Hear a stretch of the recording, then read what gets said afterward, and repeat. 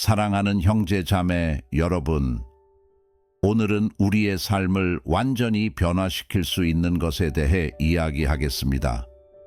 하나님의 축복을 끌어들이는 데 도움이 되는 10가지 놀랍도록 강력한 습관을 살펴보겠습니다. 이것들은 마법의 트릭이나 비밀 공식이 아니라 하나님의 마음에 가까이 다가가는 견고한 성경적 실천들입니다.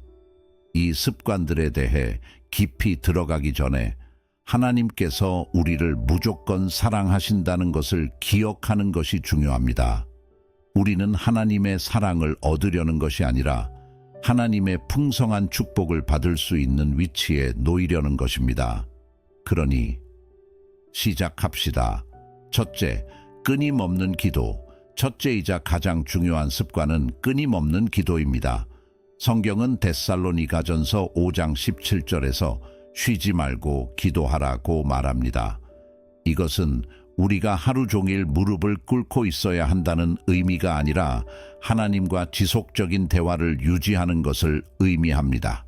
상상해 보세요. 여러분이 직장으로 가는 길에 있습니다. 교통체증의 스트레스를 받는 대신 기도를 시작해 보세요. 새로운 날에 감사하고 업무에 대한 지혜를 구하며 동료들을 위해 기도하세요. 장 보러 갈 때도 기도하세요. 공급에 감사하고 지혜롭게 지출할 수 있도록 지혜를 구하세요. 하나님이 여러분 곁에 계신 것처럼 대화하세요.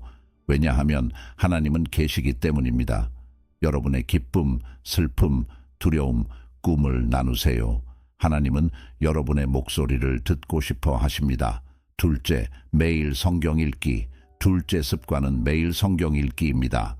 여호수아 1장 8절에서 이 율법서의 말씀을 입에서 떠나지 말게 하고 주야로 묵상하라고 가르칩니다. 성경은 우리의 인생 매뉴얼입니다. 성경을 많이 읽을수록 하나님의 마음과 우리를 향한 계획을 더 잘 이해할 수 있습니다.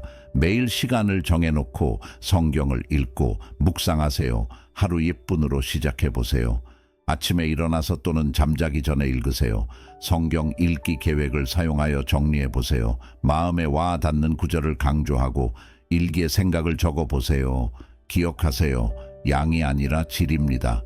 많은 구절을 읽고 아무것도 느끼지 못하는 것보다는 한 구절을 읽고 깊이 묵상하는 것이 더 좋습니다. 셋째, 모든 상황에서 감사하기. 셋째 습관은 감사입니다. 데살로니가전서 5장 18절에서 모든 일에 감사하라고 말합니다. 네, 맞습니다. 모든 상황에서 감사할 때 비록 어려움 속에서도 우리는 하나님이 우리의 삶을 주관하신다는 것을 인정합니다. 감사는 더 많은 축복의 문을 엽니다.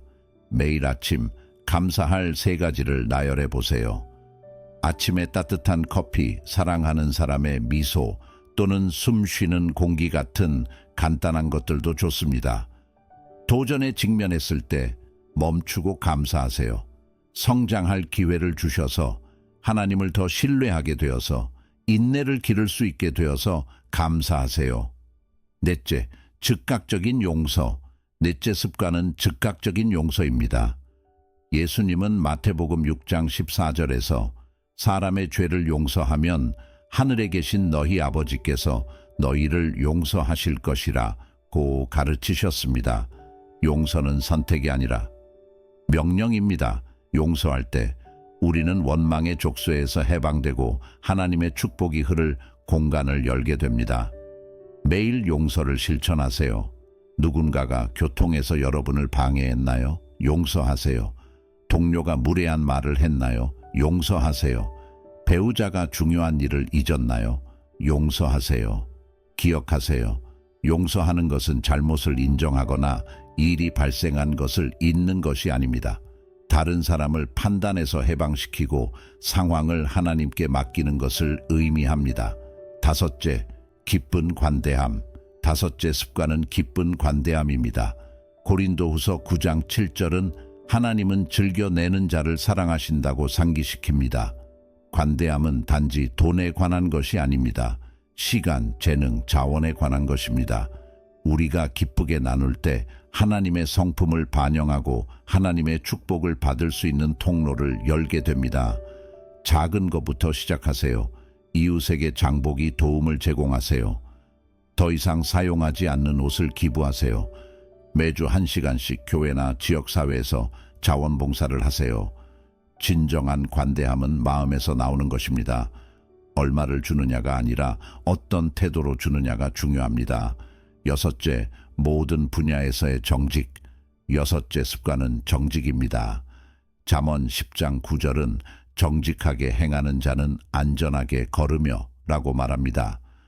정직하게 사는 것은 삶의 모든 분야에서 정직하고 일관되게 행동하는 것을 의미합니다.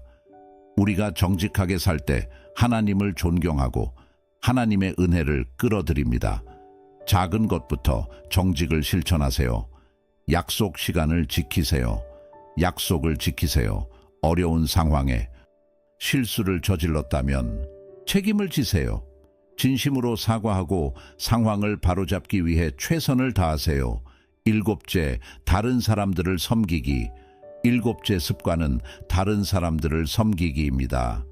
예수님은 마가복음 10장 45절에서 인자가 섬김을 받으러 온 것이 아니라 섬기러 왔다고 가르치셨습니다.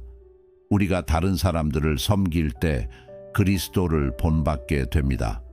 이타적인 섬김은 우리의 마음을 열어 하나님의 축복을 예상치 못한 방식으로 받게 합니다. 매일 섬길 기회를 찾아보세요. 직장에서 커피를 만들어 주세요. 어려운 작업을 동료에게 도와주세요.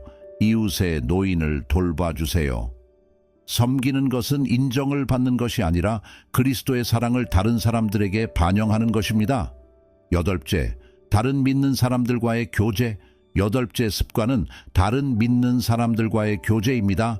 히브리서 10장 25절은 모이기를 패하는 어떤 사람들의 습관과 같이 하지 말고 라고 권면합니다. 교제는 우리를 강화하고 격려하며 책임감을 가지게 합니다. 우리가 다른 믿는 사람들과 모일 때 우리는 연합의 힘을 경험하고 하나님의 축복을 우리의 삶에 끌어들입니다. 지역교회에 헌신하세요. 정기적으로 예배에 참여하세요. 소그룹이나 성경 공부 모임에 참여하세요. 사역에 자원봉사하세요. 깊은 그리스도인 친구 관계를 기르세요. 기도 파트너를 찾으세요. 서로 나누고 격려하기 위해 정기적으로 만남을 가지세요. 아홉째, 하나님의 약속에 대한 신뢰. 아홉째 습관은 하나님의 약속에 대한 신뢰입니다. 잠언 3장 5, 6절은 너는 마음을 다하여 여호와를 신뢰하고 내 명철을 의지하지 말라고 말합니다. 하나님을 신뢰하는 것은 그분의 약속을 믿는 것입니다. 즉각적인 결과를 보지 못하더라도 이러한 신뢰는 우리의 삶에 하나님의 축복을 끌어들입니다. 하나님의 약속을 암기하세요. 매주 하나의 성경 약속을 선택하여 묵상하고 선언하세요. 어려운 상황에 직면했을 때 하나님의 약속을 기억하세요. 소리내어 선언하고 하나님의 신실하심에 미리 감사하세요. 열째, 끊임없는 찬양과 경배. 열째이자 마지막 습관은 끊임없는 찬양과 경배입니다. 시편 34편 1절은 내가 여호와를 항상 송축하며 그의 찬양이 내 입에 항상 있도다 라고 선언합니다. 찬양과 경배는 좋은 순간에만 하는 것이 아니라 모든 순간에 해야 합니다. 우리가 모든 상황에서 하나님을 찬양할 때 하나님의 주권을 선언하고 하나님의 임재와 축복을 끌어들입니다. 매일을 찬양으로 시작하고 끝내세요. 아침에 일어나서 찬양 노래를 부르세요. 잠자기 전에 하나님의 선하심에 감사하세요. 기다리는 순간들을 찬양의 기회로 사용하세요. 교통 체증 중에 슈퍼마켓의 줄에서 의사 대기실에서 하나님을 찬양하세요. 형제자매, 여러분, 이 10가지 강력한 습관은 우리의 삶을 혁신할 수 있는 잠재력을 가지고 있습니다. 이것들은 마법의 공식이 아니라 하나님의 마음과 조화를 이루는 성경적 실천들입니다. 기억하세요. 하나님의 은혜를 얻으려는 것이 아닙니다. 하나님은 이미 무조건적으로 사랑하십니다. 이 습관들은 우리가 하나님의 뜻에 따라 살도록 도와주고 하나님의 축복을 더 풍성하게 경험하게 합니다.